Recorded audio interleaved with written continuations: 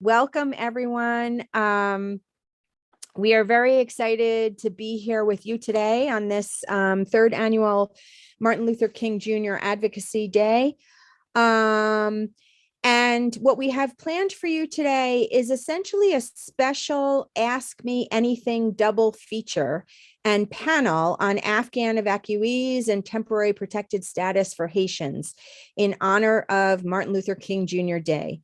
My name, for those of you who don't know me, is Catherine Miller Wilson, and I'm the Executive Director of HIAS Pennsylvania. We're a nonprofit whose mission is to provide immigration, legal, and social services to immigrants and refugees. While I know there's a great deal of interest in hearing more about what we're seeing and doing in response to the twin crises in Afghanistan and Haiti that occurred this summer, I do want to take a minute to frame our discussion in light of the Martin Luther King Jr. holiday. As many of you know, we regularly hold Ask Me Anything sessions regarding topics related to immigration. Our goal for these AMAs is to provide an opportunity for educating the public about the variety of complex issues that impact the low-income immigrants that we serve. And of course, through education, we hope to inspire others to advocate. Today, we're focusing on the twin crises because they are, of course, timely, but also because they resonate with so much of what Dr. Martin Luther King advocated. We often speak of his dreams of equity and inclusion, freedom and dignity for all, and we believe that although clearly he was speaking regarding the issues of discrimination and hatred that impacted Black and Brown people, these messages resonate for all of those who, because of issues not related to the content of their character, such as skin color, accent, poverty, or legal status, are treated as second-class people. So our work and what we share with you today is an attempt in our small way to contribute to that dream. But yesterday, at another MLK event at which I spoke, I was provided with a copy of a different sermon by Martin Luther King Jr., one he delivered in 1958, and one which in many ways resonates more deeply with where we are in this moment. The sermon was called A Knock at Midnight. And I just want to read to you a few excerpts from the sermon because I think you'll find, like I did when I reviewed it, shock and awe at how closely what he stated more than 50 years ago resonates with what's going on today. So it starts with a quote from Luke. Which of you has a friend will go to him at midnight and say to him, friend, lend me 3 loaves, for a friend of mine has arrived on a journey and I have nothing to set before him. Although this is a parable dealing with the power of persistent prayer, there is much in it that can serve as a basis for analyzing many of the problems of the modern world. The first thing we notice in the parable is that it is midnight. It is also midnight in the world today. The darkness is so deep that we hardly see which way to turn. It is midnight in the social order. It is midnight in the psychological order. Everywhere there are people who are harrowed by day and haunted by night with paralyzing fears. Deep clouds of anxiety and depression are floating in so many of our mental skies. All of this is indicative of the fact that it is midnight in the inner lives of men and women. It is also midnight in the moral order. Midnight is a time when all colors lose their distinctiveness and become merely a dirty shade of gray. In so many instances, moral principles have lost their distinctiveness. Nothing is absolutely right or absolutely wrong for modern man. It is just a matter of what the majority of people are doing. For most people, right and wrong are merely relative to their likes and dislikes and the customs of their particular community. According to the ethic of midnight, the only sin is to get caught and the only virtue is to get by. It's all right to lie, but do it with real finesse. It's all right to steal, but be a dignified stealer, so that if you're caught, it becomes embezzlement rather than robbery. It's all right even to hate, but dress your hate up in the garments of love and make it appear that you're loving when you're actually hating. So in place of the Darwinian survival of the fittest, many have substituted a philosophy of the survival of the slickest. This has led to a tragic breakdown of moral standards. And so the midnight of moral degeneration grows deeper and deeper. But as in the parable, so in our world today, the deep darkness of the midnight is interrupted by the sound of a knock. But the many who come and knock are desperately seeking a little bread to tide them over. Like the man in the parable, they're asking for 3 loaves of bread. They want the bread of faith, living through a generation of so many colossal disappointments with one towering frustration piled on another. So many men have lost faith in God, faith in man, and faith in the future. Many feel somewhat like Wilberforce felt in 1801 when he said, "I dare not marry, the future is so unsettled." Or as William Pitt felt in 1806 when he said, "There is scarcely anything round us but ruin and despair." In the midst of this staggering disillusionment, many are crying out for the bread of faith. There is also a deep longing for the bread of hope. For so many people, young and old, the light of hope has gone out, and they roam wearily in the dark chambers of pessimism. But in spite of the inevitable moments when all seems hopeless, men know that without some sense of hope, they are really dead while they live. So in agonizing desperation, they are crying for the bread of hope. Then there is the deep longing for the bread of love. Everybody wants to love and be loved. He who feels that he isn't loved feels that he is nobody, that he doesn't count. So much has happened in the modern world to make men feel that they don't belong. Caught in the chains of injustice and the manacles of discrimination, many of us are left feeling that we are things rather than persons. When the man in the parable knocked on the door of his friends and asked for the 3 loaves of bread, he received the impatient retort, "Don't bother me. The door is fastened and my children and I have gone to bed. I cannot get up and give you any." In other words, this man was left disappointed at midnight. As we turn to the parable again, though, we notice that in spite of the man's initial disappointment, he continued to knock on the door of his friend. Because of his importunity, his persistence, his urgent plea, he was able to persuade his friend to open the door. It is very doubtful that the man in need of bread would have continued to knock on the friend's door if he had had the slightest notion that there was no bread in his house. He would have left immediately after the friend impatiently told him to leave. But even though he was at first disappointed, he continued to knock because he knew that some bread was in that house. Today, you will hear from our program manager, Jenny Lamott, and our co-director of legal services, Ayodel Gonzalo. These two constantly hear those knocks at midnight, and regardless of how weary, they always open the door. They will share with you what they find when the door is open and hopefully inspire you to open your doors as well. Okay, thank you to everyone who has submitted questions already. We're excited for our conversations today. If you haven't already done so, please submit any questions you have in the chat. We'll ask them aloud during the panel discussion. So as you know, when the United States withdrew from Afghanistan in August, the Taliban quickly regained power and took over the country. HIAS Pennsylvania staff has been working tirelessly to resettle Afghans who found their lives threatened by the Taliban's takeover. Our refugee resettlement program staff welcomes and supports everyone during their first few months in the U.S. Jenny and her program staff have been working nonstop since August to resettle Afghan evacuees, on top of their regular work of resettling refugees from around the world. So welcome, Jenny. Thanks, Kathy. Good morning. Okay, so I'm going to start with some questions of my own. So demographically speaking, who are the evacuees coming over from Afghanistan? Yeah, so it's been a mix that we've seen kind of larger families and then some couples and some individuals traveling on their own. And then I would say also kind of a range of work experiences and backgrounds, kind of the involvement that people had with the US and the experiences they had that put them at risk of being targeted by the Taliban. So we see kind of some of the typical story of someone fleeing because of their work with the US military as an interpreter, or doing some other kind of contract work. We're working with people who sustained injuries as a result of their work with the US military. But then we also see folks whose work with nonprofits or NGOs put them at risk, or even who studied at schools in the US. It's really a wider range now. We're working with one young man whose American colleagues at a skateboarding nonprofit serving Afghan youth helped him escape and are now helping him resettle here in Philadelphia.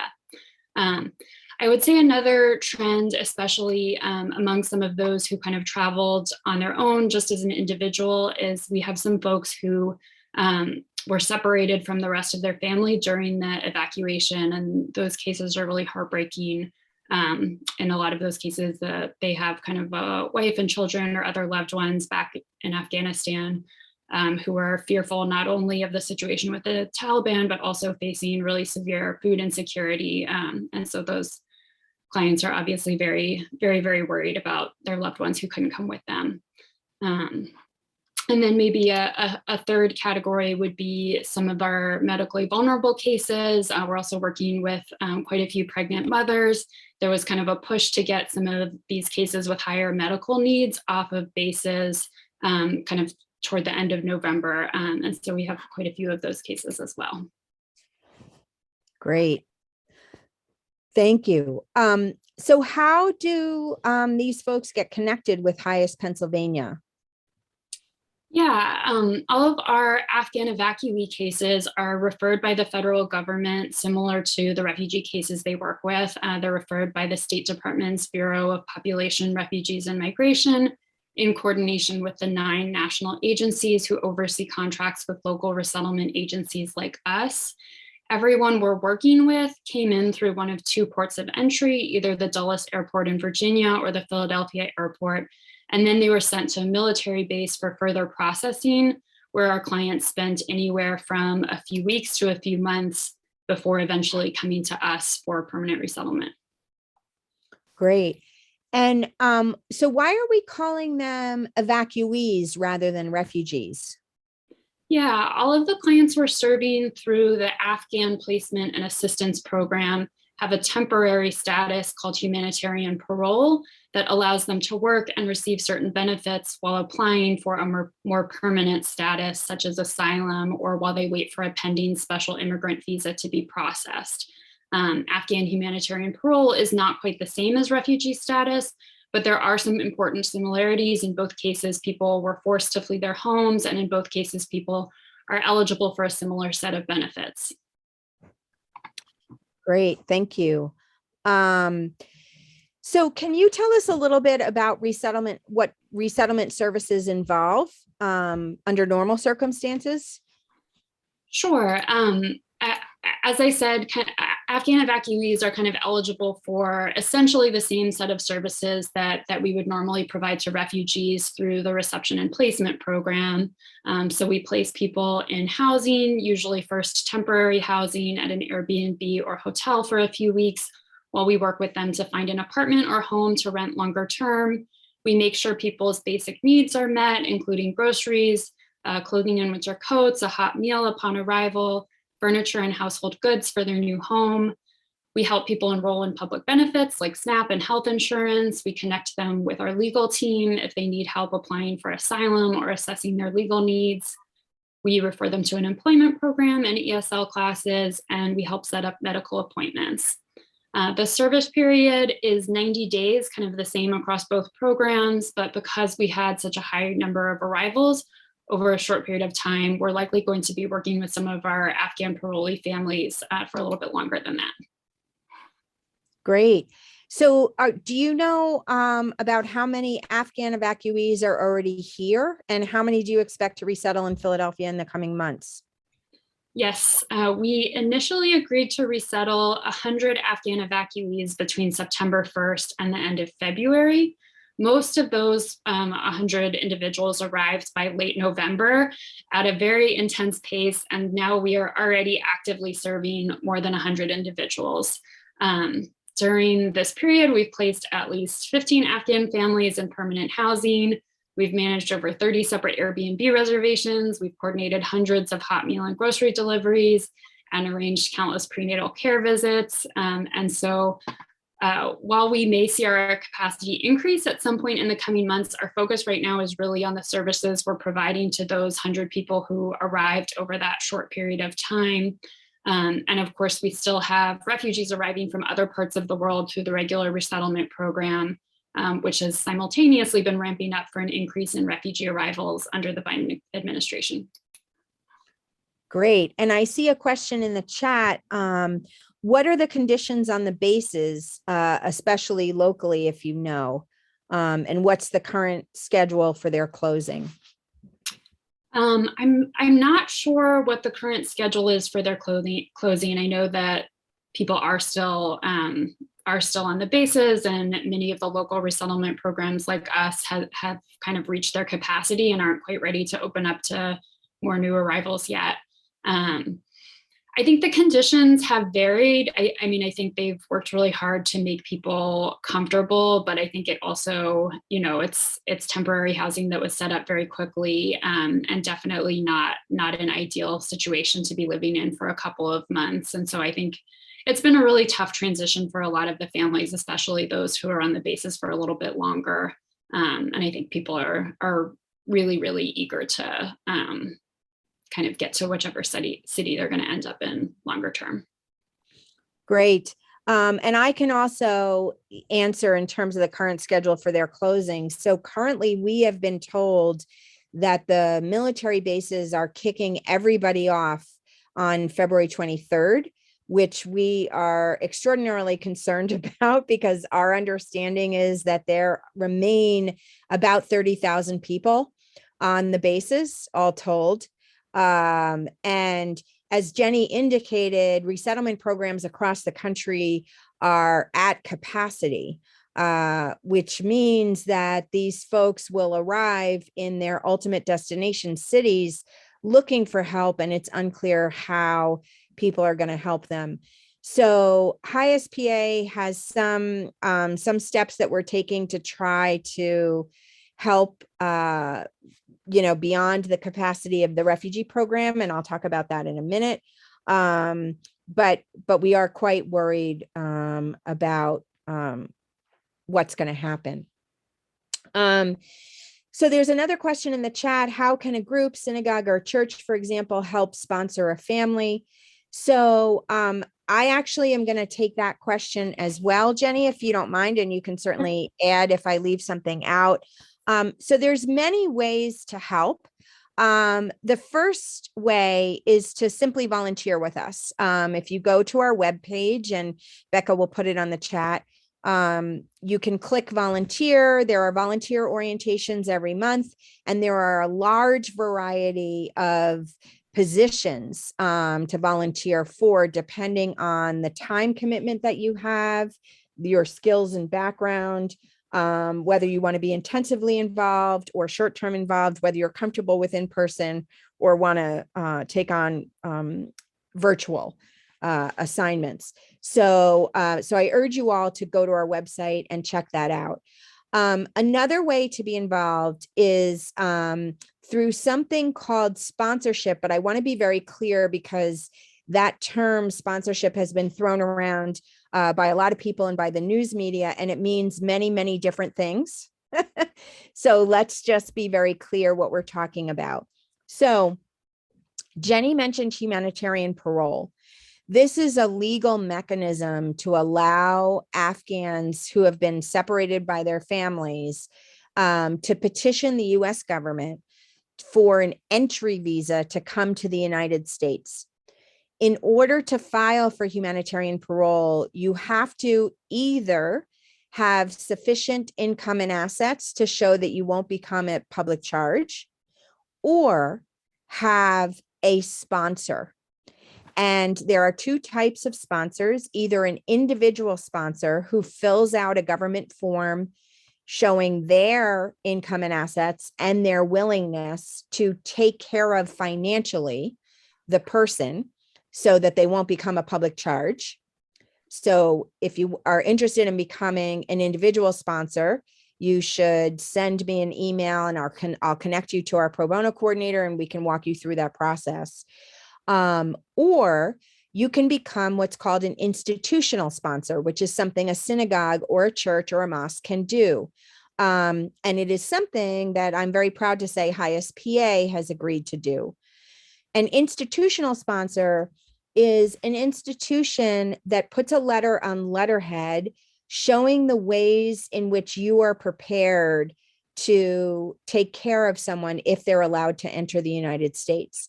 So for HIAS Pennsylvania, the way we have said we would take care of someone is that we would provide legal and social services, the same services that we provide to everybody, to help them adjust to life in the United States. For a synagogue, what you might agree to, and this depends on you and your board, you might agree to provide some financial support. You might agree as a congregation to look for housing. You might agree as a congregation to provide them with information about the town in which your synagogue is placed. That's really up to you how you want to do that. And if your synagogue is interested in finding more about this, again, you can reach out to me, and Becca will put my email address in the chat. And we can schedule a time for me to come speak to your synagogue about the process and whether you want to undertake that. So that is that term sponsorship, and it really mostly means financial. So then there's two other ways that your group can get involved in helping Afghans. One is through a federal government program called Sponsorship Circles. That program has nothing to do with HIAS Pennsylvania. You can, if you Google Afghan sponsorship circles, it will take you to a website that walks you through the process of doing that. HIAS National is working with groups who want to be a sponsorship circle, but they're doing that in cities and localities where there are no resettlement agencies, right? So they're basically gap filling. And so if you want to go onto the HIAS National website, which is HIAS Inc. without the PA, you can find the information about that. And then the final way that that you can quote unquote sponsor an Afghan family, we're very excited to announce, but we just received funding for a case manager who's going to work with groups of volunteers to resettle Afghan refugees. We just posted the job description. So we have to interview and hire this person and onboard. So I don't think we will be ready to be doing this until the end of February or early March. So don't do anything yet. But in the end of February, early March, look for an email from us announcing this program, and you can sign up your group. And this case manager is going to train you and going to answer your questions and guide you through the process of resettling a family from airport to the end. And the reason we sought and received funding for this position is it's our attempt to kind of deal with these 30,000 people that are getting kicked off the military base. Because as Jenny had said, her program, her case managers, our staff, they're way overloaded. At this point, they have 40, 50 cases, which is way too many. So they can't, they really can't resettle anybody else, or it would essentially be just not responding to any phone calls and not helping. So that's why we have come up with this other solution where we're going to have another person who will work directly with you guys. And then that way we can welcome a few more people to our area and do our part to deal with the folks that are getting kicked off the military bases. So those are all the ways. I hope that answers those questions. Okay, so then I see two related questions. Kathy, Yeah. we're going to answer all participants' questions during the panel in the interest of time. Okay. Yeah, thank you. Okay. All right. So the rest of your questions will be answered during the panel. So I'm going to turn back to Jenny to answer the question. Can you tell us about what the past few months have been like for your team? Yeah, they have definitely been challenging in many ways. This program was more of a crisis response operation than a fully planned out program. We didn't have much time to plan things out and hire new staff before families started arriving. And especially toward the beginning, they were sending people to us on as little as a day's notice. So it was a very intense scramble to figure out logistics around transportation, housing, food, and other basic needs on almost no notice. Luckily, we have a really amazing team who have really stepped up to the challenge, and we've had a huge amount of support from volunteers and other staff members at the agency. But it's definitely been some very long weeks and very late nights working under a lot of pressure. It's really not a sustainable pace and not a sustainable way to work. And I think we're all kind of trying to catch our breath from the intensity of these past few months. All right. And then I want to circle back just for a more general question, although this obviously impacted Afghans as well as everyone else. How did resettlement change during the pandemic? Yeah, we're doing a lot more virtual meetings. We make sure everybody has a phone and a laptop and kind of gets set up on Zoom, but it's a little hard with language barriers and kind of differing levels of digital literacy. I think we all really miss the ease of being able to just set up a normal meeting in our office. Right now, the options are really just the computer or meeting in someone's home, which means a lot more kind of running around the city and a lot more work getting clients set up on those platforms. And I think it's been isolating for our clients to not to have the community of in-person ESL classes and more regular in-person meetings with their case manager. And then, of course, we're also dealing with a lot of COVID safety issues, as all of this still does require quite a bit of in-person services. Great. All right. And then a final question before we pivot to the next segment of our program. What would you like to share with us, Jenny, if anything, about the Afghans that you've met over the last couple of months? Yeah, I think the thing that will really stay with me about working with this community is the ways that not only the existing Afghan community here in Philadelphia, but also our newly arrived clients are really stepping up to help each other.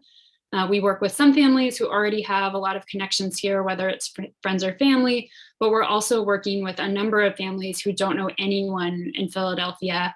And in many of these cases, we've seen families connect with each other to offer support. Our wonderful housing coordinator, Andrew, has been able to put a few families in the same building together and nearby in the same neighborhood. And it's been really wonderful to see people kind of reaching out to help each other as they get settled here. Great. And Jenny, that does remind me of one particular client that I want to share the story. He was so sweet. We moved him into an apartment building in South Philly. And as it turned out, there were several other Afghan families that ended up in the same building. And he sort of self-appointed himself to work as a kind of ambassador and go-between for the other clients. His English is very good.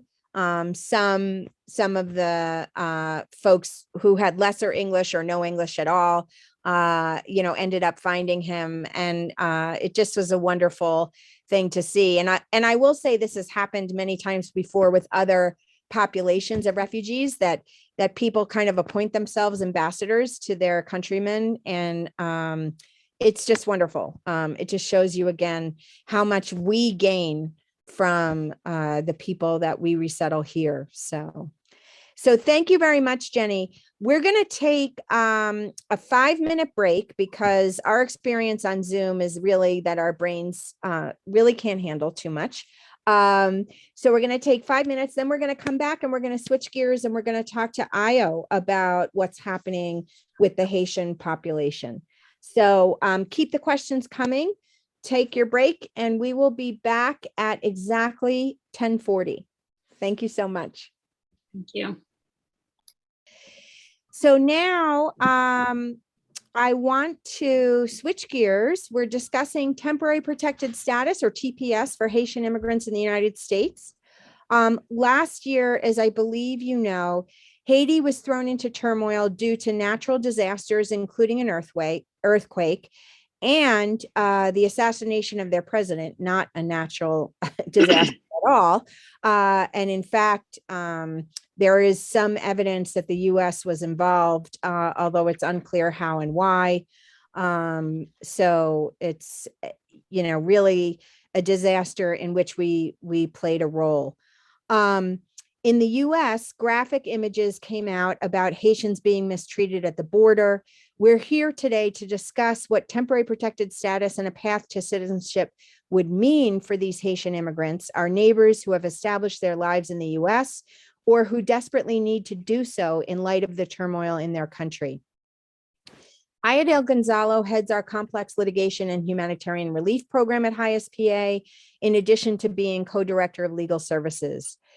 Her program staff focus on a number of HIAS PA priorities, including providing legal representation to those who are detained and at risk of deportation, representing those in immigration court proceedings, providing services specifically to survivors of torture, and leading our pro bono partnerships as a way to expand our capacity to serve our clients.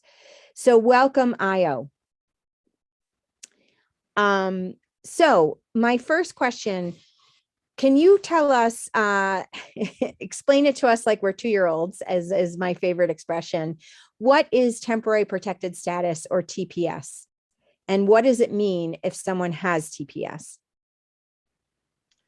So good morning, everyone. I think you can hear me well. So TPS is essentially a vehicle by which the government can provide protection to those who are experiencing emergency conditions. It allows, and when we talk about emergency conditions, we're typically talking about natural disasters, war conditions.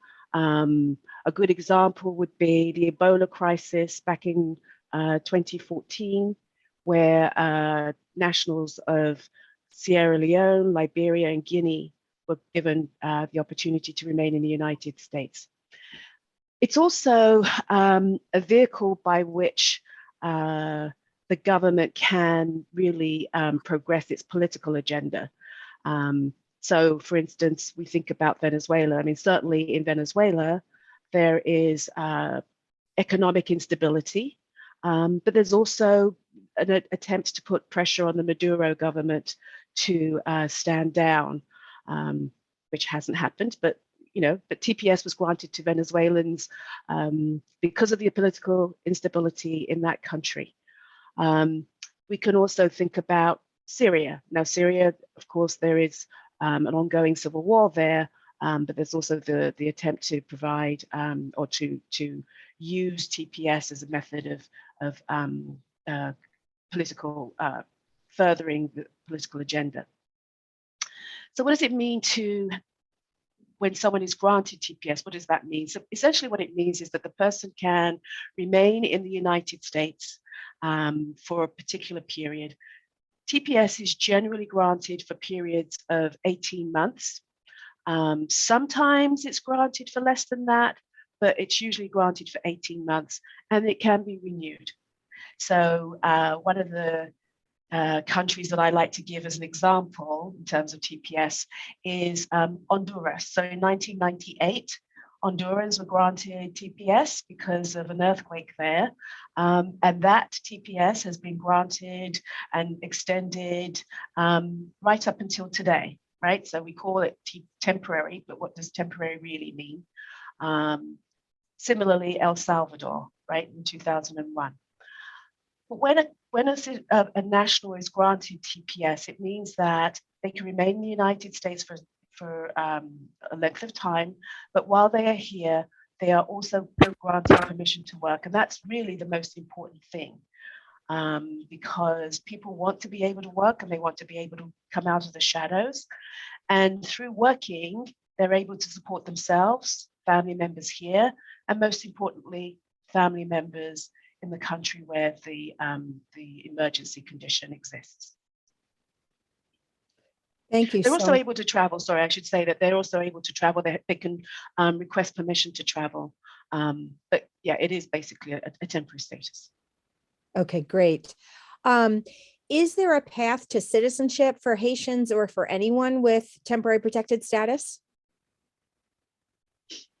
No, not through TPS. right? I mean, TPS really only gives the benefits that I mentioned. It doesn't provide a pathway to any kind of immigration status. Now, it does provide a reprieve for those that are here to begin to explore whether or not there are other immigration benefits that they might qualify for that would then allow them to remain in the United States indefinitely and put them on a pathway to citizenship. But in itself, it doesn't provide that avenue, no. Okay. And so, so what happens? Can you tell us a little bit, since it doesn't provide a pathway, if you describe the fact that people that receive temporary protective status can be here for a long time. And so what happens if it's temporary? Does it expire? And what happens when it expires? Sure, it expires. So good examples are Liberia, right? So for many, many years, Liberians were here because of the Civil War. And then at some point, I don't quite remember, I'm afraid, but at some point they were switched from TPS to deferred enforced departure. And that's sort of code for TPS has ended. We are going to end all benefits to you, but we're giving you a period of time to get your things in order so that you can, you can leave. You can, because you'll be required to leave because we're going to begin to deport you. Practically speaking, with respect to Liberians, I mean, there are so many people here that are on deferred enforced departure. It was never practical that you could deport all of those people. And so what the government actually did in the end was to switch. And so now you have the Liberian Refugee Immigrant Relief Act, the RIF, but Immigrant Fairness Act, I should say. But one category of people that were granted TPS where it actually did end was for those who were granted protection because of the Ebola crisis back in 2014. So that TPS existed until 2017, I believe. And so at the end of that, people were granted deferred enforced departure, and then deferred enforced departure ended. And so people sort of faded into the background, as we say in immigration terms. So there are a number of people who were granted TPS during that period that are still here, but with no status.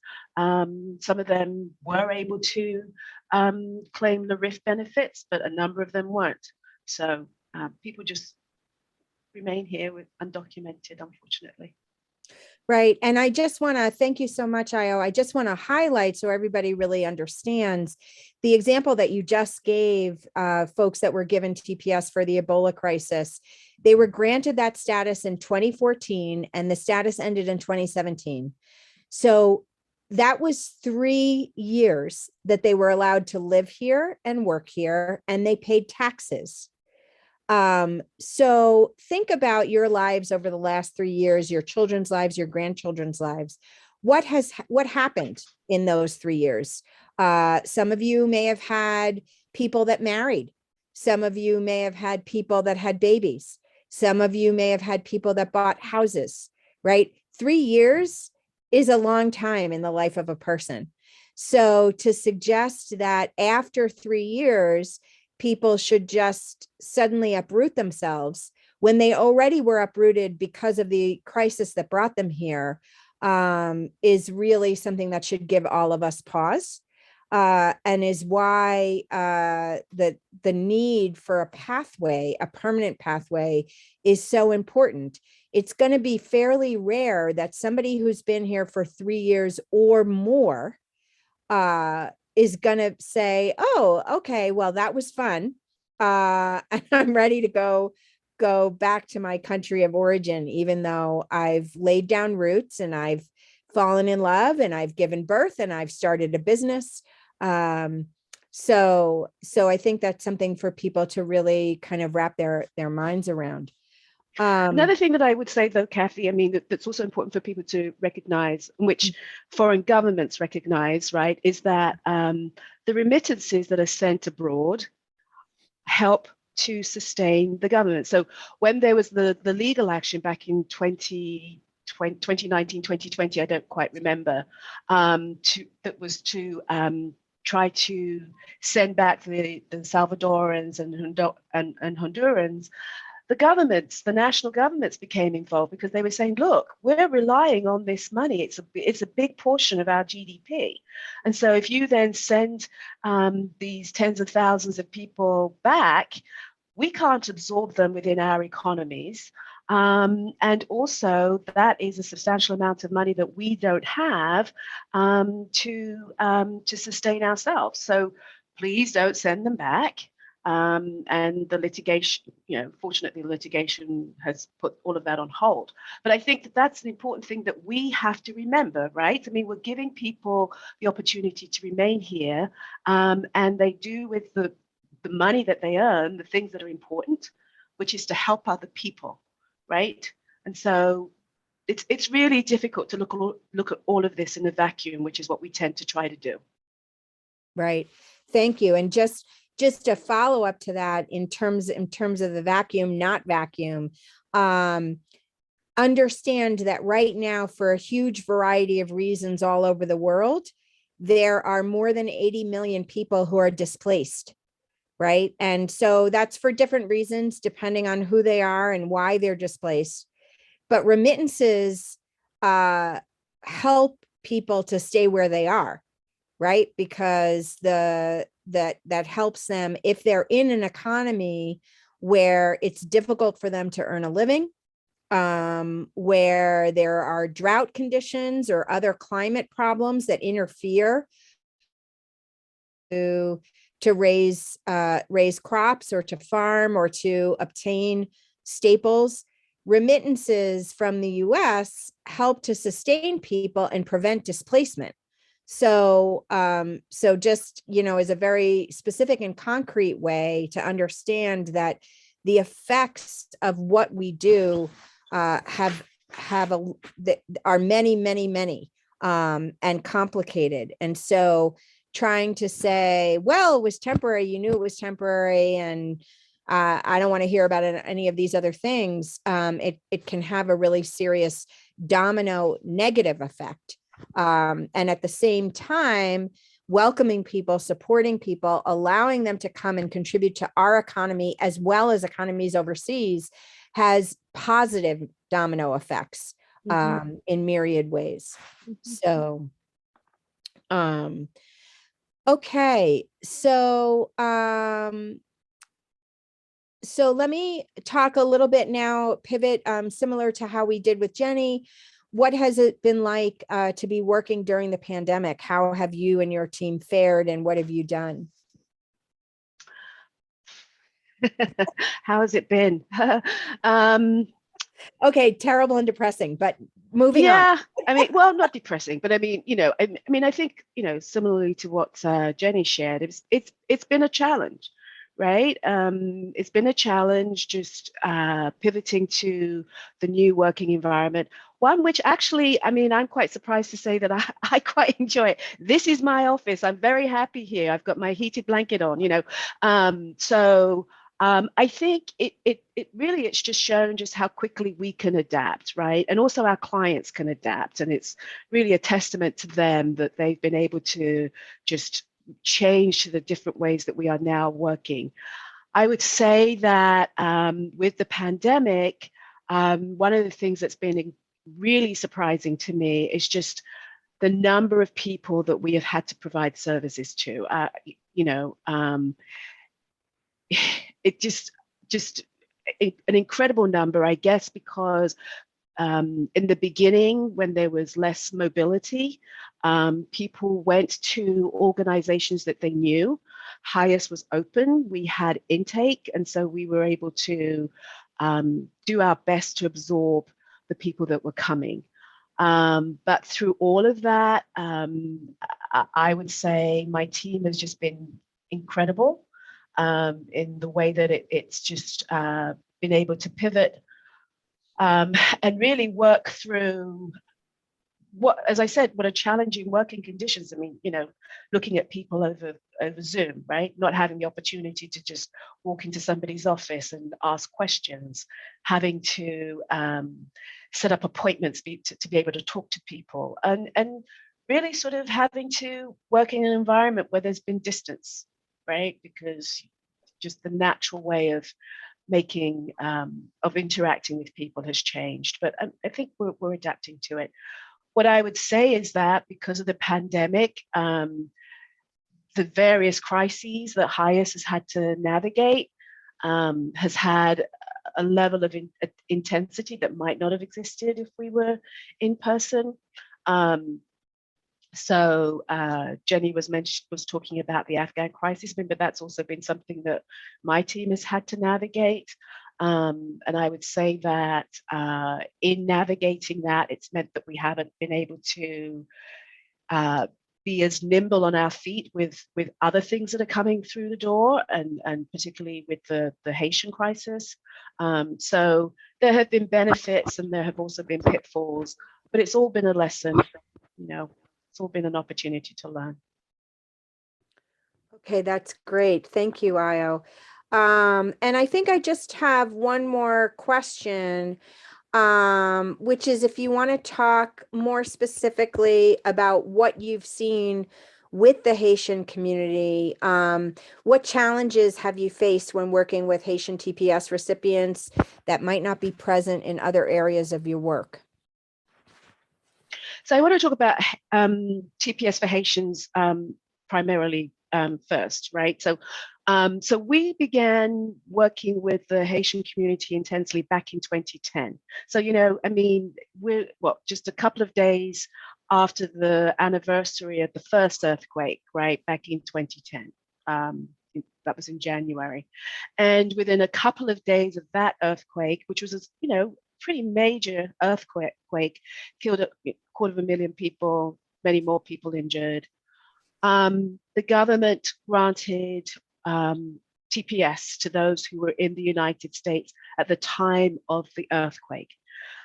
And so we worked intensely going out to the community, explaining TPS, know your rights presentations, really trying to encourage the community to apply for TPS because of the benefits that it provided. But, you know, what I learned is that just because there is a benefit available doesn't mean that the community is sees it as something that would be helpful to them. And this is a very astute community, right? Because what they were essentially saying is, yes, you know, there's going to be TPS for 18 months, but what happens after that? You're asking us to come out of the shadows. We've been living here for a number of years and making ends meet. If we apply for TPS, the government now knows that we're here. Once TPS ends, they know where to find us. They know how to deport us. We don't want to be part of that, right? So there was a lot of advocacy that we were engaged in to try to persuade the community that, you know, yes, it says it's 18 months, but it extends. It was really a challenge. And so we were able to persuade some, but not as many as I would have liked.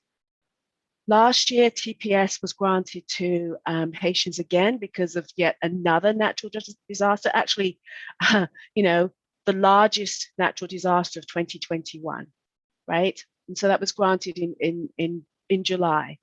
And unfortunately for us as an organization, we were really sort of slammed with TPS for Haitians, but also the Afghan crisis. And it was a case of, you know, how do we as an organization provide the resources, equal amount of time to these very major crises? And, you know, I will admit that we didn't do a good job, right? But now that we've been able to stabilize in terms of one crisis, we're able to now turn our attention to another one, and to really think about how we provide services to the Haitian community, which is deserving. I mean, it's for political reasons, providing assistance to the Haitian community has always been a challenge, and always been less of a priority. I'm always one for just reminding people that immigration is nothing but political and filled with racism. And so this is definitely two of the things that have hindered the opportunity to provide real protections to Haitians. So yes, we're focused on TPS, but really in terms of my thought process, TPS is temporary. I'm really thinking about how do you help people so that their lives can become more permanent. As you said, people come to the United States, they're on TPS, they build stable lives. And for us to then be saying to them, yeah, you've been here for a number of years, and now we're going to uproot you, now we're going to require you to return back home, is really unrealistic. So while people are here on TPS, I want to be exploring how can we be able to help them to remain in the United States, whether it's through asylum applications, which often in the Haitian community can be quite difficult, just because of the situations that exist in those countries, and whether they are ones that create natural asylum bases. And to explore whether there are other forms of immigration benefits that Haitians might be able to qualify for.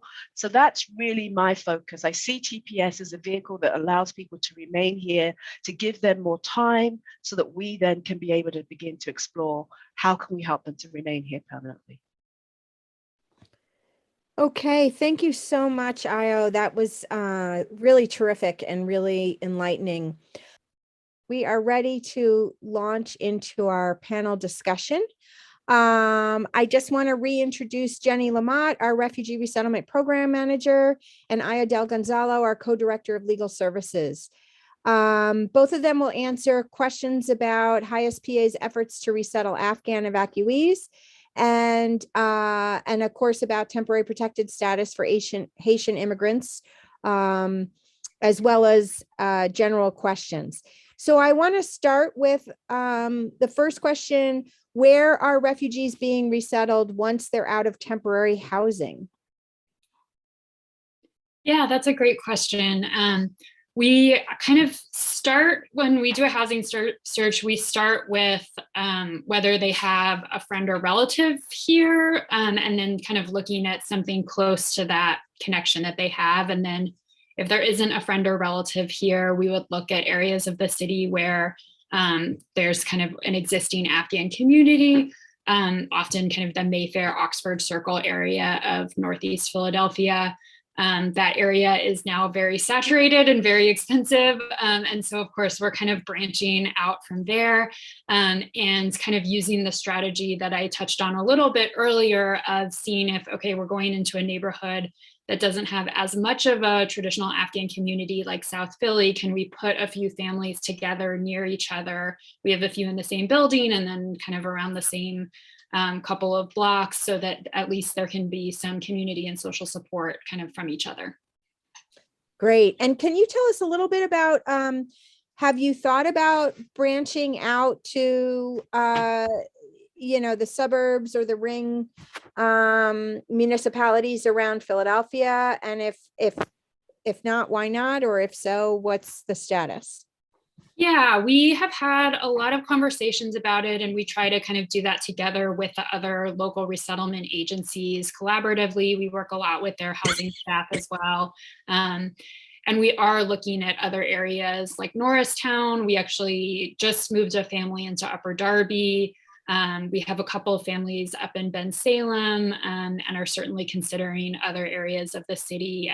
But we also, of course, look at kind of affordability, access to public transportation, whether it's feasible to place a couple of families together if it's going to be an area where we haven't worked as much. Great. Okay, and then there's a question: why didn't Afghans who were supposed to come at the end of 2021 arrive? And I'm not sure. This question is from Asma. Were there? Go ahead. tackle this, Kathy. Yeah. I mean, I know, we get calls every day from people who still have family members kind of stuck on the bases. As you said, Kathy, there are still a large number of people who are waiting for a placement at a resettlement agency, and everyone has just kind of hit their capacity very quickly. And I think this operation was set up so quickly that, there weren't always really clear reasons why certain people arrived before others. I think they tried to prioritize placing people near family members, like prioritizing kind of family connections so that someone can have social support where they're resettling. And then, of course, they were prioritizing some of those medically vulnerable cases I talked about. So kind of towards November, December, as they were in a push to close a couple of the bases. We got a lot of cases with third trimester pregnancies or other medically vulnerable cases. So, those are some of the priorities. And then I see in the chat, Asma, that you added Syrian refugees. And I think that's another layer to it, that there are so many people still abroad awaiting resettlement to the US. And so we have this, large number of people coming all at once from the military bases, while other people have been waiting years in a refugee camp overseas. That is incredibly tragic. And we have been really preparing and waiting for a ramp up in kind of regular resettlement from other parts of the world, and very much hope that will start to shift. We did get our first Syrian family this year for the first time, I think since 2016, 2017. And so it's wonderful to see that starting back up, but I know that it's not fast enough and people have been waiting a really long time. Thank you, Jenny. And just to clarify, for those of you who don't know about the waiting process, so since September 11th, the United States has had the most rigorous security vetting process of any refugee resettling country in the world. And that process is an 8-step process. Each step along the way is time sensitive. So something that happens with unfortunate frequency is that somebody might be cleared through steps 1 through 4, and then in step 5, there's some kind of delay, usually bureaucratic, and the 5th security clearance doesn't come in time. The prior security clearance might have expired. When that happens, they have to go back to the beginning and start all over again. And so that causes enormous delays. What's happened because of the Afghan crisis being a crisis, that 8-step process has been expedited here in the United States on the military bases. So, so folks have been able to go through that process more quickly. But for those refugees that are overseas, such as Syrian or other populations, the processing officers are American officials who are working abroad. And if those offices are understaffed for any reason, maybe people have left and haven't been replaced, maybe there's been a hiring freeze, maybe people are out sick with COVID, maybe any or all of those things are true, it slows down the process. So, so that is kind of further detail unpacking about the delays. Okay, and then there's a question, how large is the Haitian community here? And Judy Bernstein Baker had actually put something in the chat about this. In 2000, there were 8,800 Haitians living in Philadelphia. Io, do you have any further knowledge about the size of the community? Or I know that it's large. It's large, but I always wonder, how do you get accurate numbers of any community, right? So no, I don't know specifically. Right. And particularly those that are in hiding and afraid of the federal government, right? Sure, so, absolutely. So a federal government that comes to count that says, don't worry, it'll be confidential. It's not likely that anyone is going to listen to that. So, so that is a source of distress, but we do know that it is large. And we know this because we work in a number of different ways to try to connect with the community, to just try to provide resources and reassurances, both. So the mayor's office for immigrant affairs. The mayor also has a commission on African and Caribbean affairs that IO's been a part of for a long time. And in recent months, I've been participating in those meetings. And then there are a number of Haitian congregations that our deputy director is involved with. She herself is Haitian, and heavily involved in her Haitian church and connected to other Haitian churches around the community. So those are the different ways that we've been involved.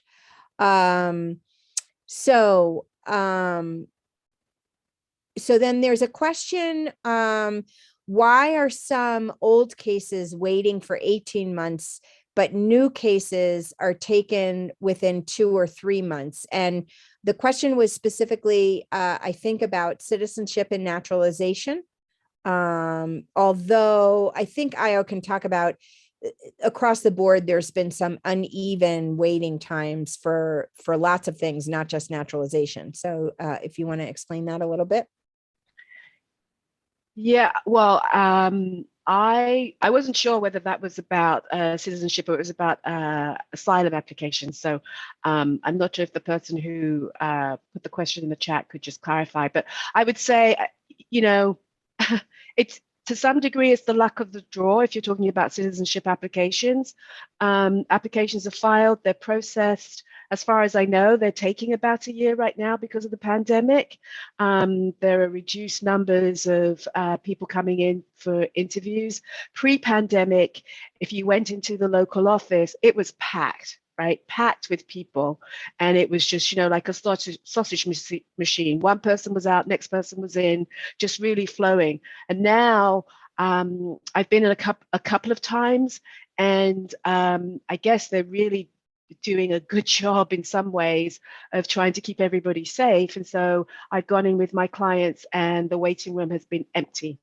And the local office is even setting up interviews on Saturdays. Can you believe it? Because they're just trying to work through the numbers. So I can't tell you why an interview for citizenship might come up after a couple of months and some others are languishing. It just, it's the luck of the draw. But if you're talking about asylum cases, that's a little bit different. And that's because the government shifted from a first in, first out process to a last in, first out process. It's been extremely frustrating. This was introduced, I think, back in January of 2018. And so cases that were filed pre-2018 are still languishing. Sometimes we can get 1 or 2 cases to be set for interviews, but then you need to be able to demonstrate exceptional circumstances. And for me, I've been able to, a couple of my clients have had some mental health issues that I've been able to present to the asylum office, and they've given interviews sooner than they would do. What I would say as well, another thing that will stress the system in terms of asylum applications is that we have Afghan asylum applications which have been mandated to be heard within 45 days, right? 45 days after an interview, after an application, the asylum office has to bring the person in for an interview. Unless somehow they are employing additional staff, that is going to put greater strain on the system, because you've got tens of thousands of Afghans that don't qualify for other types of immigration benefits, who will be applying for asylum, who will be prioritized, which means that everybody else is put to the back. Thank you very much. It's really first or last in, first out policy is really shocking. I remember when it was put in place, I thought it was shocking at that time. Do you have any idea what the rationale is for that? Yeah, it was, it's all about the politics, right? The rationale was that So under the law, when somebody applies for asylum, the asylum office is required to interview them within 6 weeks, right? But because of the number of applications that were being filed, the asylum office just couldn't keep up. And it meant that if you were focused on people that had filed their applications back in 2015, 2016, those who were filing in 2017, 2018 were going to qualify for work authorization, right? What's the best way to limit the number of people that can qualify for work authorization? You flip it. Basically, you decide all of the people pre-2018 who are already in the system, they've got work authorization, just treat them as a lost cause, right? You start to, the idea was to stem the flow of bleeding, which is, not a pleasant metaphor, but there you go. And so they decided, look, if we do last in, first out, we can prevent those people, the people that are coming in now, from qualifying for work authorization, right? Because we will be interviewing them, we'll be placing them into the, if they don't qualify for asylum, we'll be placing them into the removal proceedings network. And so in that way, we'll be weeding out those who have the weaker claims, so that we reduce the number of people that are just applying for asylum because they want work authorization, they have no basis whatsoever, which is obviously not true, but it's a narrative that's presented, right? So that was why. Thank you.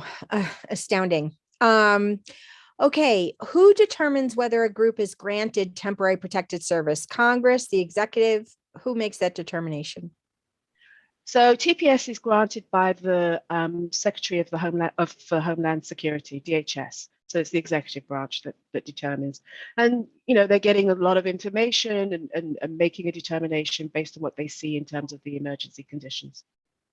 And sometimes it's also a lot of pressure by the community, right? Saying you need to be providing us with protection, as with, for example, the Venezuelan community, which is, pretty strong. Great. And then here's a good fundamental question. What's the difference between a refugee, an asylum seeker, and an immigrant? Does the definition vary depending on country of origin? It does not. It should not differ by country of origin, but maybe the grants of those status differ by country of origin. There's me being cynical. I apologize. So there is a very clear difference between asylees and refugees. So a person who is granted protection is granted protection because they have demonstrated either that they have been harmed, or that they are likely to be harmed. And whether they are a refugee or an asylee depends on where the person is physically at the time that they make their claim for protection. So refugees are recognized outside of the United States, and asylees are recognized within the United States. So somebody who comes into the United States, either they come undocumented or they come with a visa and apply while they're still in status or out of status. If you are recognized for protection because you will be harmed for one of 5 reasons, and those 5 reasons are because of your race, your nationality, your religion, political views, or because you are a member of a particular social group, then you will be granted asylum status. And there is considerable difference between how those statuses are treated. So a refugee who comes into the United States comes and they are eligible for a number of different programs, different benefits that helps to sustain them. Someone who is claiming asylum, as I mentioned, I didn't mention specifically, but they can claim permission to work, and under the law, somebody is supposed to wait 1 year before they qualify for permission to work. But if they are members of these two particular organizations, they can claim permission to work after 6 months, or well, they can be given permission to work after 6 months. And then another major difference between a refugee and an asylee is that refugees, or both of them, are required to apply for permanent residency 1 year after the grant of their status. Refugees have their grant of permanent residency, their green cards, as everybody knows it. They have their green cards backdated to the date that they entered the United States. And asylees are given their green cards, or the date on their green cards is 1 year after the grant of, not 1 year after, sorry. It's backdated for 1 year from the date of the grant of the permanent residency. And these things are important because it's the accrual of the period under the green card or lawful permanent residency that then determines when you can apply for citizenship. So unless a person is married to a US citizen, they would have to wait a period of 5 years before they can apply for permanent residency. So you can see that a refugee loses no time from the date that they entered because their green card is backdated to the date of entry, and an asylee loses some time because it takes a while for their green card applications to be approved. So. Great, thank you. The next question is, did HIAS Pennsylvania have to cut staff during the Trump administration? And is that still affecting your ability to welcome current refugees?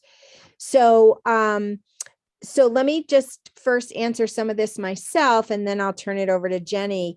So thankfully, again, because of you and others like you, we did not have to cut staff. However, we did have to repurpose staff. And so the repurposing left the refugee program really too tiny to handle things.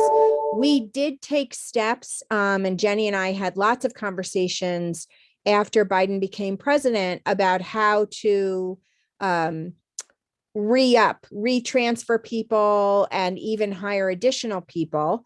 And we were very proud of ourselves for being so, such good planners. But once again, man plans, God laughs. So, we didn't anticipate 2 back-to-back crises during the summer that would create the need to not only, gradually increase our staff, but perhaps, double it. And increasing staff for refugee resettlement is not a simple matter. You have to obviously create job descriptions and post and interview. And the interviewing process is long and prolonged, and we have to make sure that we have, the right kinds of people that can handle the stress of the refugee program, as well as be, trauma informed and all of that stuff. And then there's the training. There are a number of both federal requirements as well as just kind of best practices. And so Jenny, I don't know if you want to add to that. Yeah, I'll just say, I think, we did do a round of hiring over the summer before we knew about this Afghan evacuation crisis, just kind of in preparation for an increase in our regular refugee resettlement contract. And I think it was still a big and unexpected challenge, but that round of hiring set us up much better prepared than we would have been. We hired a couple of really wonderful people who have been able to kind of pivot to focus on working with the Afghan evacuees, and they've done a really wonderful job. And I think kind of the unpredictable fluctuations and arrivals is always going to be one of the challenges of the refugee resettlement program. And I think Kathy has been really supportive in figuring out kind of how to do that planning and how to figure out a team structure that will be flexible and able to kind of navigate those fluctuations. Great. Okay, so the next question, how many months, years does HIAS PA serve each client? And that's a fabulous question. Who wants to take that? I can start with social services. I'm sure like the legal team, it really ranges quite a bit. I think from the refugee resettlement side, I would say the minimum is 90 days, kind of the core reception and placement service period for both refugee and Afghan clients is 90 days. And then many clients are kind of dual enrolled in another program, like our employment program or our immigrant wellness program, and end up working with a case manager for anywhere from 6 months to even over a year, kind of depending on the level of needs. So on the legal side, I'm going to give the most frustrating lawyer's answer ever, which is it depends, right? That we will hate that. Similarly, it depends on the type of service or the type of application that we're filing for a client. So I was just talking right now about asylum applications. I have people that filed asylum applications back in 2015, right, that are still waiting for an interview. So we're going into our 7th year. Right. And so even though my client is waiting for an interview, I'm still providing services. There are other issues that the client has to deal with while we wait for an interview date to be given. But maybe it's a marriage adjustment, right? And so somebody who's married a US citizen and wants to be able to get their permanent residency based on that marriage. Okay, that application could take we just had one that was granted in December, actually, and that took 3 years, but that was because of the pandemic. It shouldn't have taken that long. Typically, it would take about a year. And then you've got naturalization applications, right? I mean, how long are those taking? Even now, I would say maybe a year to 18 months. So it really just depends on the type of application that we're dealing with for the client. And it can take a number of months or years just for us to get the client into the correct posture for us. If there's one that we're sort of thinking about in terms of a strategy, it can take a while to, get them into the right posture. But typically, we see clients as being HIAS clients from the time they come to us with their initial question until they become citizens, because really only citizens have the full protection from deportation proceedings. Thank you. And just to expand a little bit on that, so the earliest beginning point that we would see a client is a refugee. And then the ultimate end point would be a citizen. So that is sort of soup to nuts without hiccups about a 6-year process. And then, as you can imagine, there are multiple hiccups because we're dealing with an understaffed, underfunded immigration system. We're dealing with draconian laws that require a lot of advocacy, a lot of back and forth. And of course, most recently, we're dealing with the pandemic. So, yeah. Well, and so that's someone who comes in as a refugee, right? But somebody who's here and is applying for asylum, I mean, even if they're in removal proceedings, right, it can take several years before they get a hearing date in front of an immigration judge. And so just even to be able to count the 5 years to be eligible for citizenship, it can take 5 or 6 years just to get there, right? So at the moment, immigration court is giving hearing dates in 2024, 2025. So it's a long process. It really just depends. Great. Okay, and so here's a great creative follow-up from the earlier question about the asylum process in particular. Is it possible for those who applied for asylum prior to the last in, first out shift to restart their applications so that they can get a determination now that the process is last in, first out. Wow, that's a really crafty person that's thinking that way, right? We love it. And the answer is no, because the law requires you to, or gives you the opportunity to file one asylum application, right? But even if the asylum application is denied, there might be an opportunity for you to argue change circumstances or other reasons why you would have to file an application. But what would happen for somebody who is in that first in, first out, so did I say that right? First in, first out. Yes, No, that's what we were doing before. yeah, That's what we were doing before. right. So for somebody, basically for someone who is in that backlog, that pre-2018 backlog, there might be a way for them to move their case forward. And so the asylum offices run a number of different lists. So there is the expedited list.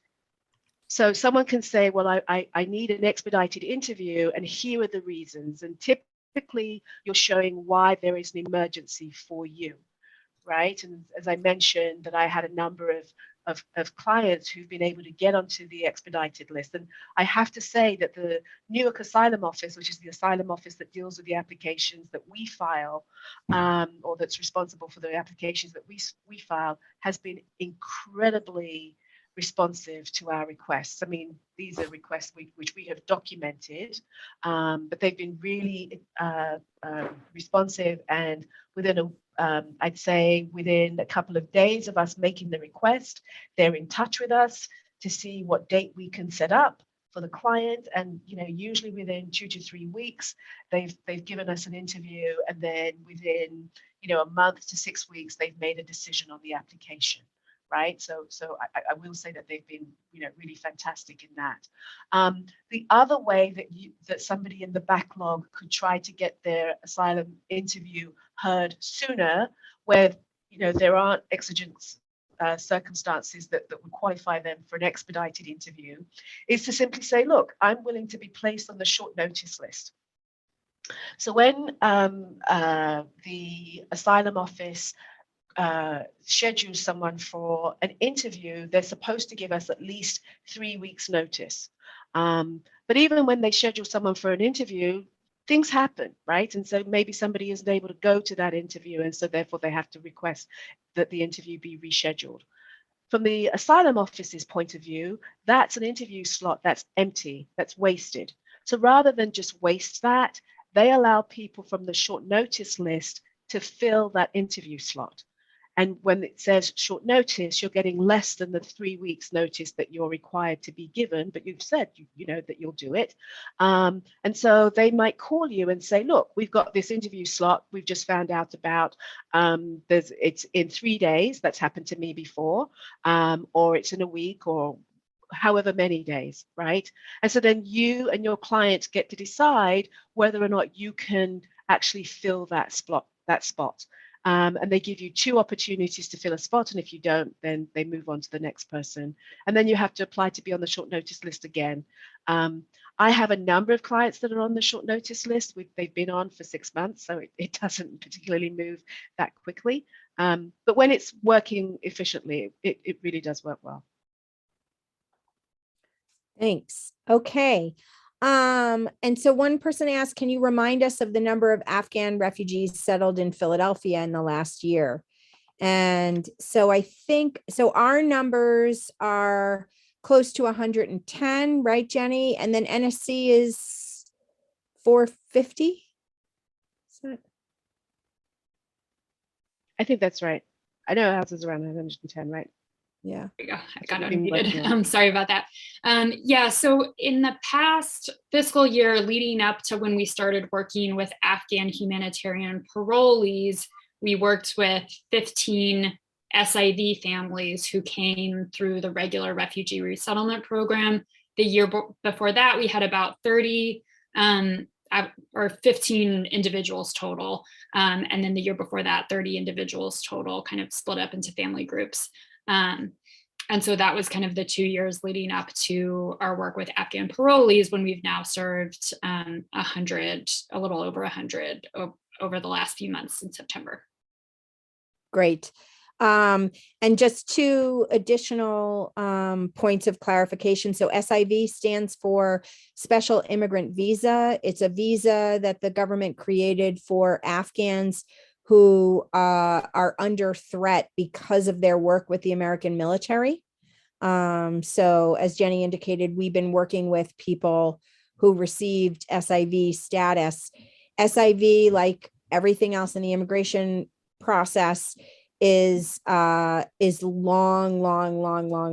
So that's why, again, the current crisis resulted in simply the entry visa, even for those who might have qualified for SIV, because SIV was going to take too long for people to get.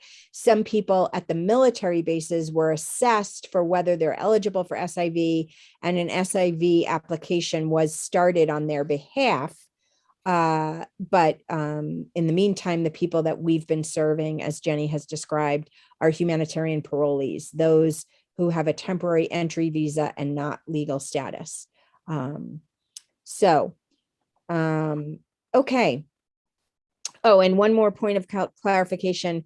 Nationality Services Center is the other very large refugee resettlement agency in our area. And just so you understand, their refugee resettlement program is and has been consistently much larger than our program.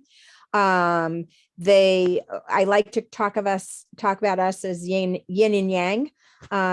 We have a larger legal services program than they do, and they have a larger resettlement program. So they have resettled, as I said, close to 500 Afghan SIVs, and we have resettled, as Jenny indicated, a little bit more than 100.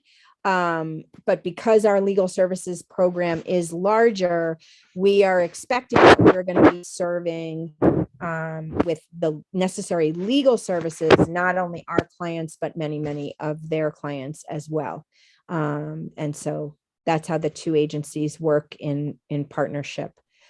Okay, and then another question. Is there any way that advocacy for Afghans here in the US could leverage support for the administration to lift the freeze on aid or on accounts of the Afghan government, since it may be threatening mass starvation there? And so that's an excellent question, and is kind of a good segue to the last part of our program, which is about advocacy. But I am gonna hold off on pivoting to advocacy, because we have a few more questions about volunteering to help that I do want to get to before we pivot to advocacy. Oh, and a few more questions that I want to get to just before the volunteer questions. So, are there any number of new refugees coming in the spring? Yeah, that's a great question. And I think, as always, we have some uncertainty about kind of exactly how many people we'll see and when, for a few different reasons. One is possible kind of travel issues because of Omicron. Another is kind of the focus on the Afghan refugees who are still awaiting resettlement on military bases, but we have kind of prepared for a contract to serve 250 refugees each year. And so that kind of, if all is working as it should, that kind of indicates the number of refugees we would be working with under normal circumstances. But there are some factors that I think could kind of shift how many people we see and when. Great. Okay, so the questions about volunteering to help.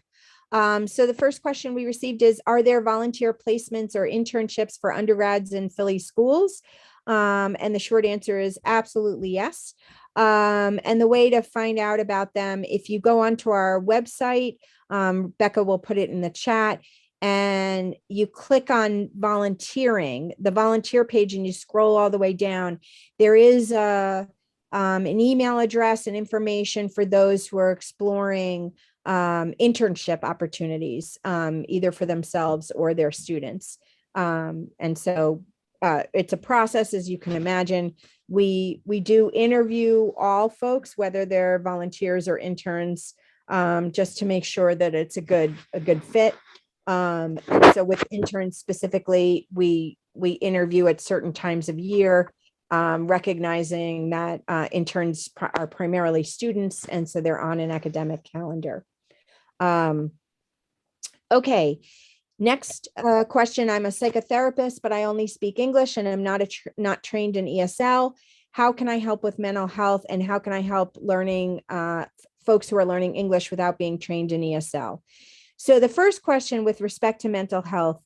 So there are a variety of ways to help, although as you identified, the language issue is significant. So I do want to be very clear about that.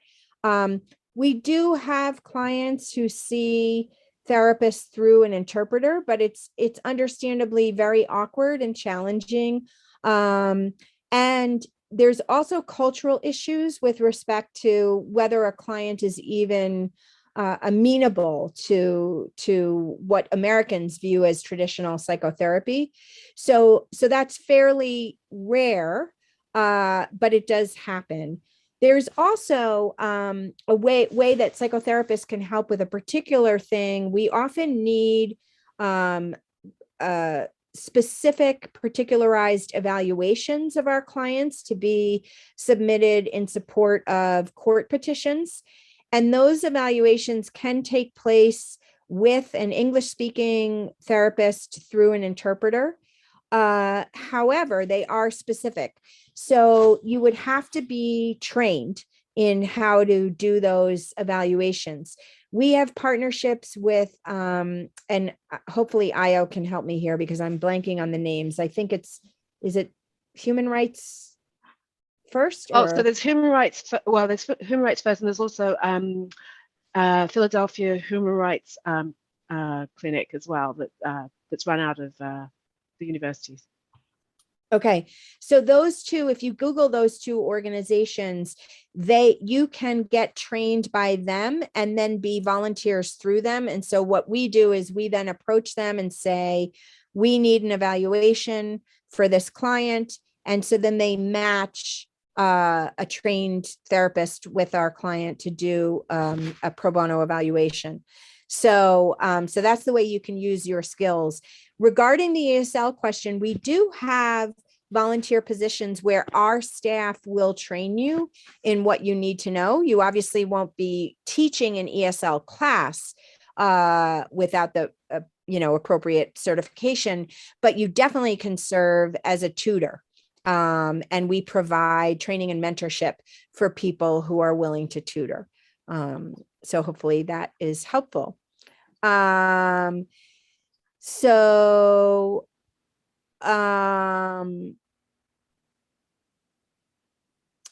then the next question is, do we need volunteers as in the old days to help with children or childcare, or because of COVID, is that no longer needed?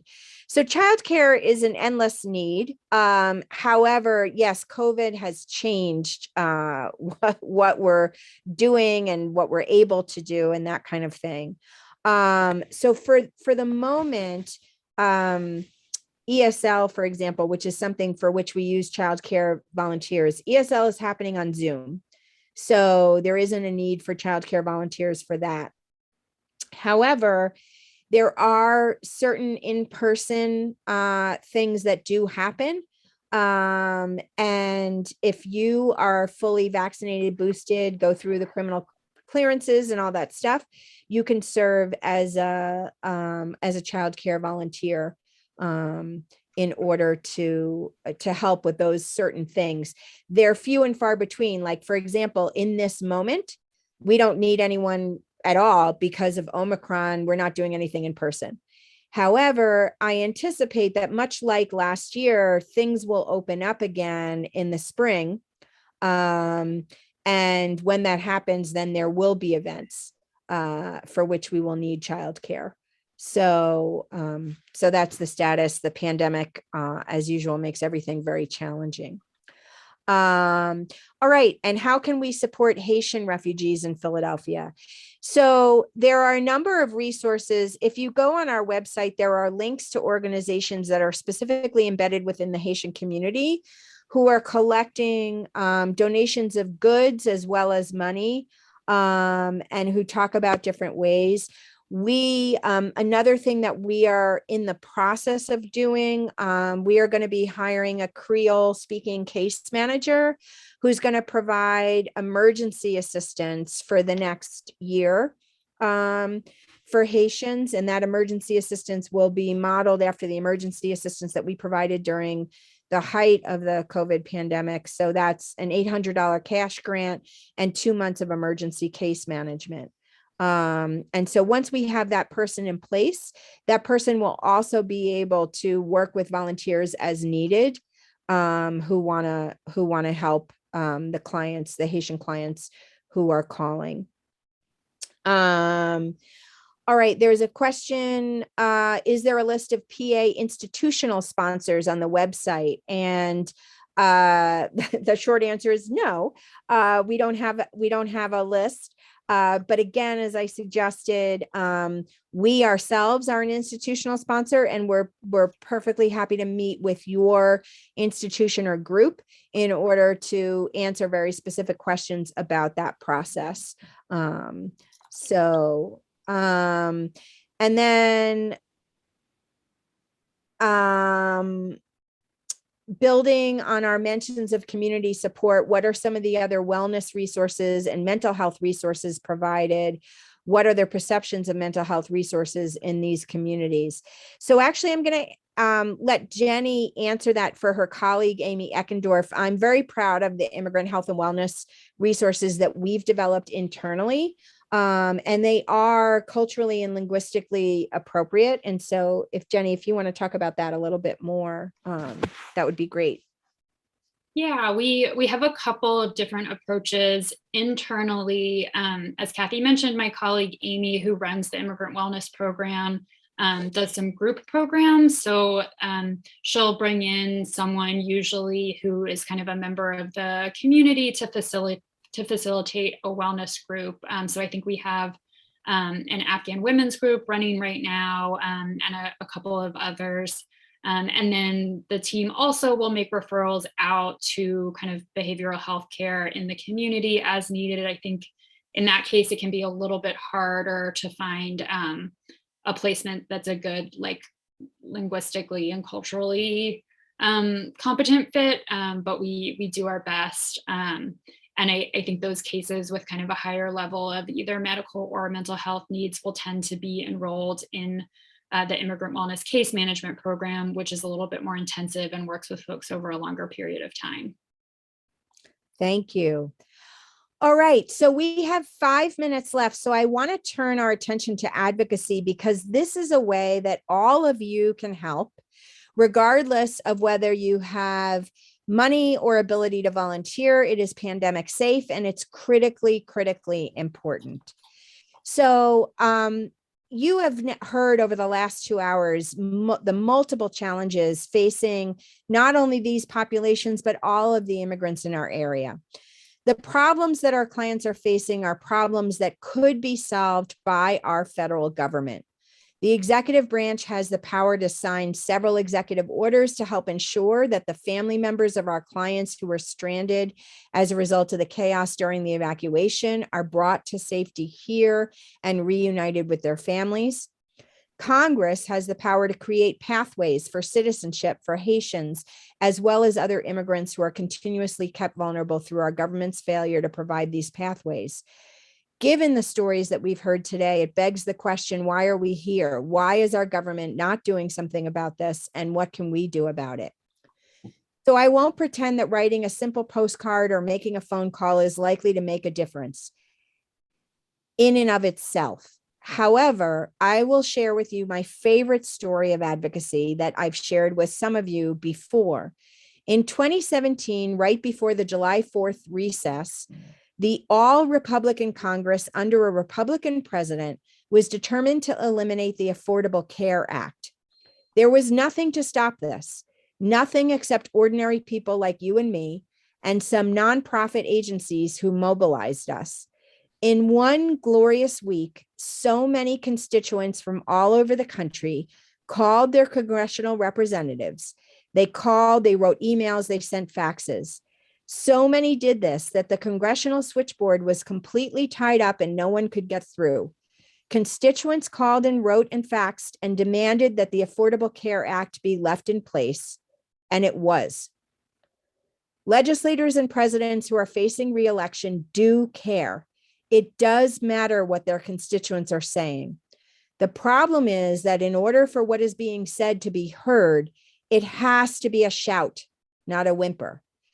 So what I want to share with you is information on writing letters or getting together a call script for yourself, and a pledge to one another right here and right now that will raise our voices so loudly and so often that we cannot be ignored.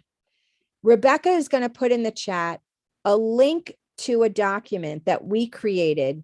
The document is too long and has too much information. But what I'm going to ask you all to do is, after this program, later this afternoon or next weekend when you have time, go through the document and cut and paste whatever you want from that document to make simple, smaller asks. You can, like I said, cut and paste. Don't worry about perjury.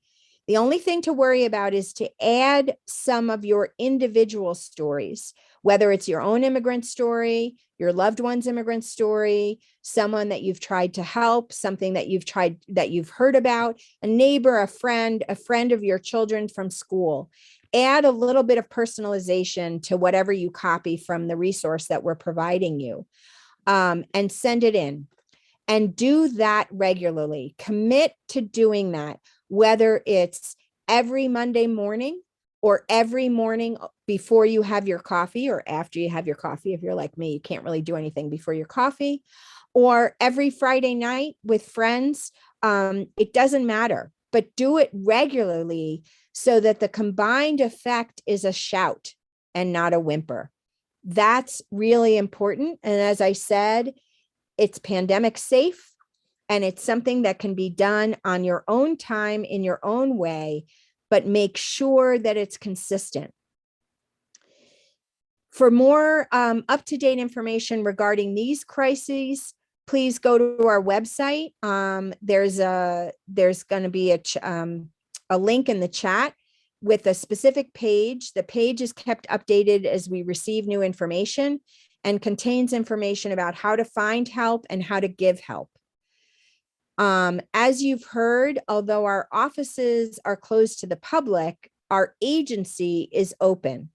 We can provide remote legal and social services to immigrants in the greater Philadelphia area.